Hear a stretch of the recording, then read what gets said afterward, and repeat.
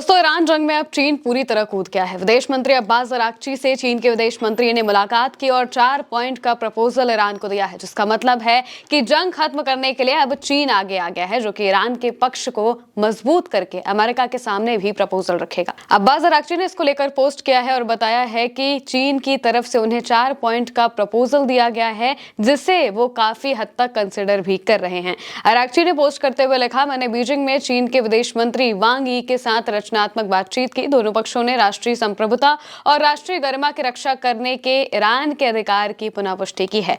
ईरानी पक्ष क्षेत्रीय शांति और स्थिरता को बनाए रखने, साथ ही बढ़ावा देने के संबंध में चीनी पक्ष द्वारा प्रस्तुत 4 पॉइंट के प्रपोजल की सराहना करता है।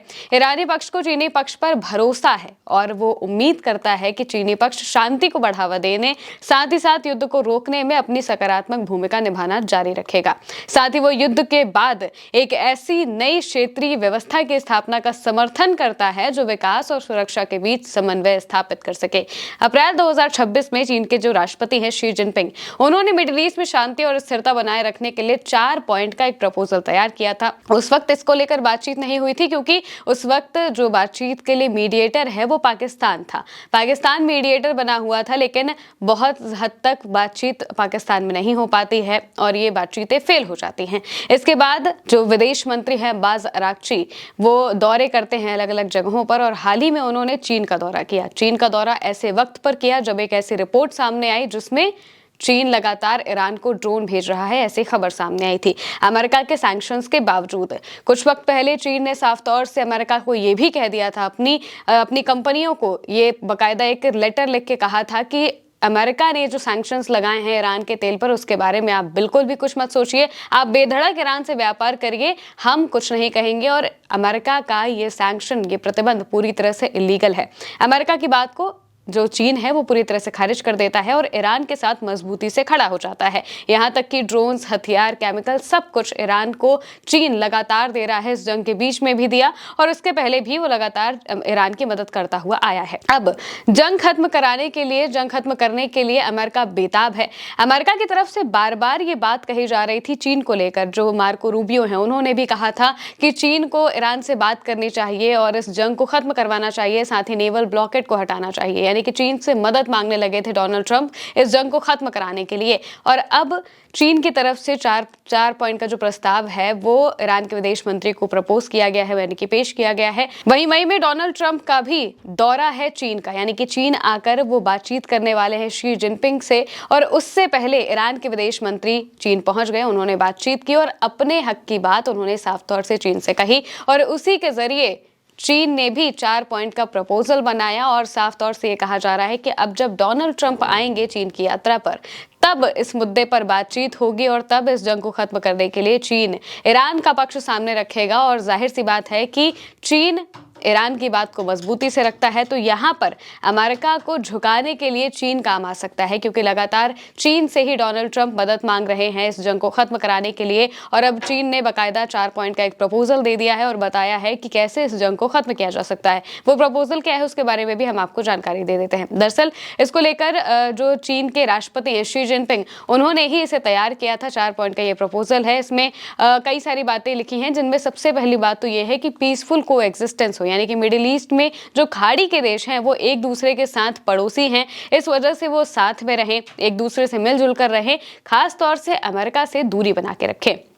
इलाके में आम सुरक्षा व्यवस्था हो, यानी कि कॉमन सिक्योरिटी आर्किटेक्चर हो, ये बनना चाहिए। साथ ही साथ राष्ट्रीय संप्रभुता का सम्मान होना चाहिए, नेशनल सोवेरेनिटी होनी चाहिए, हर देश की संप्रभुता, सुरक्षा और इज्जत का पूरा रिस्पेक्ट होना चाहिए। कहने का मतलब यह है कि चीन ने साफ तौर से कहा था कि ईरान के पास ये ताकत है, उसका देश है, उसके देश में क्या हो रहा है क्या नहीं हो रहा है, इससे अमेरिका को कोई लेना देना नहीं होना चाहिए। वो अपने यूरेनियम का इस्तेमाल किस तरह से कर रहा है, कैसे कर रहा है, इससे अमेरिका को नहीं लेना देना होना चाहिए। और ईरान में किसकी सत्ता है, चाहे वो खामनेई की सत्ता हो, चाहे वो किसी डेमोक्रेटिक पार्टी की सत्ता हो, लेकिन जो कुछ भी है वो ईरान के लोग डिसाइड करेंगे और ईरान की सत्ता डिसाइड करेगी।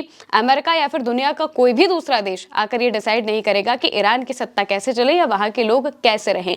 ये पूरी तरह से देश के अंदर का मामला है, इस वजह से अमेरिका को इसमें दखल नहीं देना चाहिए, हर देश की संप्रभुता को बनाए रखना चाहिए। ये बात यहाँ पर चीन ने कही और साफ तौर से कहा कि सबकी रिस्पेक्ट होनी चाहिए, किसी की भी संप्रभुता का उल्लंघन नहीं होना चाहिए, यानी कि किसी के भी देश पर आप ऐसे बम मारकर उन्हें घुटनों पर लाने की कोशिश नहीं कर सकते। इसके अलावा इंटरनेशनल रूल ऑफ लॉ का भी पालन होना चाहिए, इंटरनेशनल कानूनों का सम्मान होना चाहिए, सिलेक्टिव तरीके से इस्तेमाल इसे नहीं करना चाहिए कि अमेरिका का जब मन करे वो तब ईरान पर हमला कर दे, जब मन करे वो ईरान के बच्चों को मार दे या फिर उनके जो लीडर्स हैं उन्हें मार दे। और इसके बारे में इंटरनेशनल लॉ पर भी इसमें बातचीत होनी चाहिए, ये बात यहाँ पर जो चीन है वो कहता है। इसके अलावा जंगल का कानून वापस नहीं आना चाहिए, यानी कि अमेरिका कुछ भी कर दे इसकी ताकत उसे नहीं मिलनी चाहिए। इसके अलावा बैलेंस होना चाहिए डेवलपमेंट और सिक्योरिटी के बीच में, जिससे कि पूरे देश में शांति हो सके और सभी देश अपनी अपनी जगह पर सही से काम कर सके, रह सके।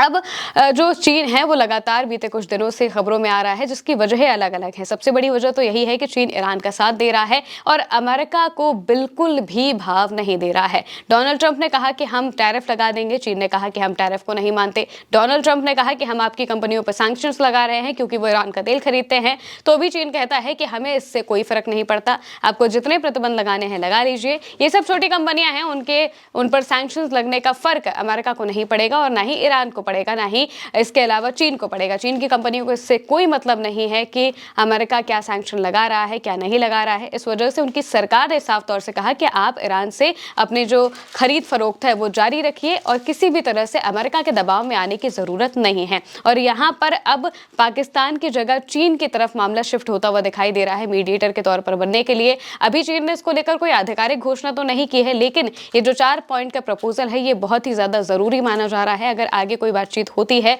तो इसको लेकर भी ईरान ने जाहिर सी बात है कि अपनी बातें चीन को बताई होंगी कि उन्हें क्या चाहिए क्या नहीं चाहिए। और क्योंकि जब सीज फायर हुआ था तो उसमें भी चीन का ही सबसे बड़ा रोल था, इस वजह से अमेरिका भी चाहता है कि किसी तरह से चीन इसमें इन्वॉल्व हो जाए और कैसे भी करके ये जंग रुक जाए, क्योंकि नुकसान सबसे ज्यादा इसमें अमेरिका को ही हो रहा है। फिलहाल के लिए मेरे यानी महिमा के साथ इस खबर में इतना ही। आप देखते रहिए उल्टा चश्मा न्यूज़।